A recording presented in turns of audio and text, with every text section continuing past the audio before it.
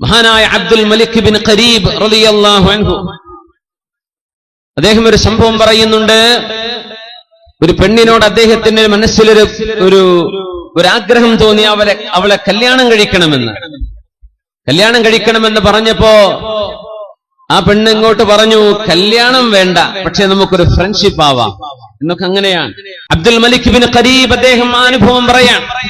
ആ പെണ്ണിനോട് കല്യാണം കഴിക്കട്ടെ എന്ന് ചോദിച്ചപ്പോ അവള് പറഞ്ഞു, കല്യാണം വേണ്ട, നമുക്കൊരു ഫ്രണ്ട്ഷിപ്പ് ആവാം.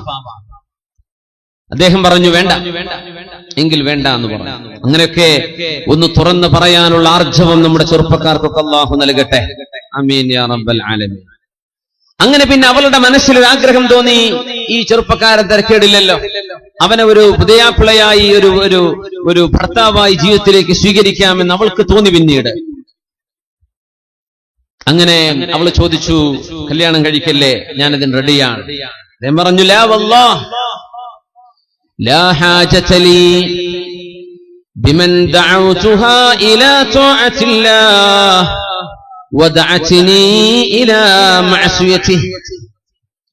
ഞാൻ ഏതൊരു പെണ്ണിനെ അല്ലാഹുവിനെ അനുസരിക്കാൻ വിളിച്ചുവോ ആ നേരത്തെ എനിക്ക് ഉത്തരം നൽകാതെ അല്ലാഹുവിനെ അനുസരിക്കാൻ വേണ്ടി പറഞ്ഞ് നിക്കാഹിലൂടെ ഒരു കുടുംബ ബന്ധം ആവശ്യപ്പെട്ടപ്പോൾ അത് വേണ്ടെന്ന് പറയുകയും വ്യഭിചാരമാകാമെന്ന് സമ്മതിക്കുകയും ചെയ്ത ഒരു പെണ്ണ് വദഅത്നി ഇലാ മഅസിയതിഹി, അല്ലാഹുവിനെ തിന്മ ചെയ്യാൻ എന്നെ വിളിക്കുകയും ചെയ്ത നന്മയിലേക്ക് വിളിച്ചപ്പോൾ ഇല്ലെന്ന് പറയുകയും തിന്മ ചെയ്യാൻ എന്നെ വിളിക്കുകയും ചെയ്ത ഒരു പെണ്ണിനെ എന്റെ ജീവിതത്തിൽ എനിക്ക് ഭാര്യയായി വേണ്ട എന്ന് തീരുമാനിച്ച ഒരു മഹാന്റെ ചരിത്രമാണ് മഹാനായ അബ്ദുൽ മലിക് ഇബ്നു റഖീബ് റളിയല്ലാഹു അൻഹു പഠിപ്പിക്കുന്നത്.